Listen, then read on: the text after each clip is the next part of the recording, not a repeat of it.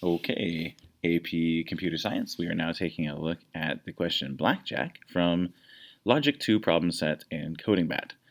So for blackjack, this question seems kind of simple, but it's got some deceptively challenging little details. So I'll go over those details and then I'll show you the answer. So here's blackjack. It's based on the card game at casinos. And the idea is that you're given two integers. So oops, I guess not all logic 2 questions have 3. So you're given 2. And they're guaranteed to be greater than 0. So that's cool. And we're going to return whichever one is nearest to 21 without going over 21. So it can be 21, but not going over 21. So in other words, if you have 1 and you have 22, 22 is technically closer to 21, which is what you want to return, but it went over, so it doesn't count. So the answer would be 1 in that case.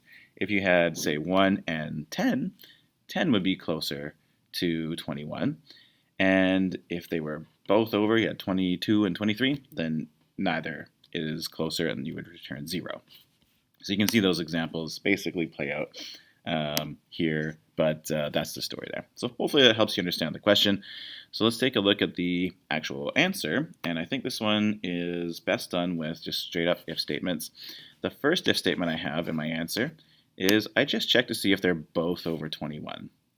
If A and B are both over 21, I want to eliminate that possibility because I know that answer. That answer is very easy. It's just 0. Just return 0. It says in the question right here, return 0. So I want to get that one out of the way.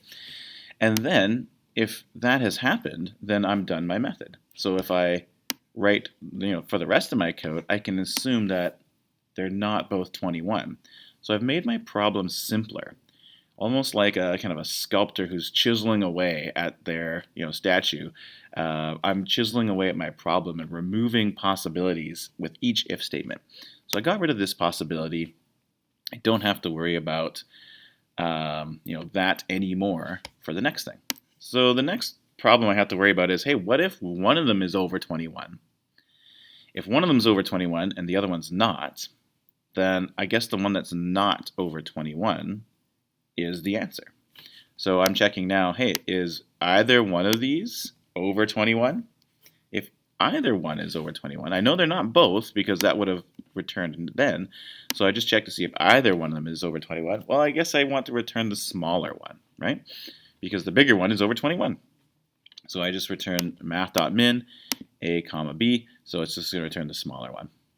And last but not least, if that didn't return, then I guess they were both under 21. That must be the case, right? We've dealt with the case if they're both 21. We've dealt with the case if one of them is 21. So now, if they're both under 21, we just return the larger one. And that's the answer. So that works out nicely. And hopefully that makes sense to you. Again, it seems sort of like a simple answer at the end of it, but in reaching that answer, I think it would have been difficult. And also the ordering of the if statements, I think that mattered a lot. To chisel away your problem so that each if statement afterwards has less ground to cover. You can just kind of focus on the different cases more individually. So if you ended up writing a lot of if statements, big fat, nested if statements to get this to work, then this is the simpler way. Okay, thanks everybody.